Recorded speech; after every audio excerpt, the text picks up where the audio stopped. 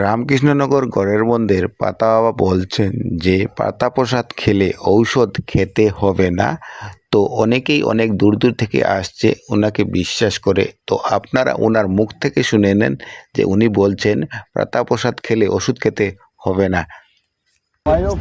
ওষুধ না, ওই মেডিসিন চলাটা বন্ধ করবা, বন্ধ আপাতত। তার যেটা লোহা তো লাগবে, সুস্থ তো দুই একদিন কয়েকদিন তার খাওয়াইবার একটা তেলুল মালিশ করিও, সুন্দর শরীরে সব পার্টস লাগিয়ে গেছে।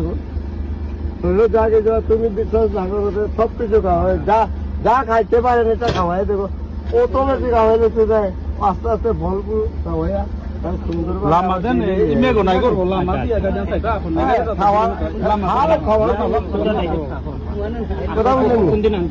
প্রত্যেকদিন আনো দেখবে, প্রত্যেকদিন তাড়াতাড়ি জানতে পারবে। এখন দুই একদিন আলো রাধা নিয়ে খাওয়াইলেও তো জান নাই, তারা খাওয়াইতো তুমি তাকে খাওয়াইয়া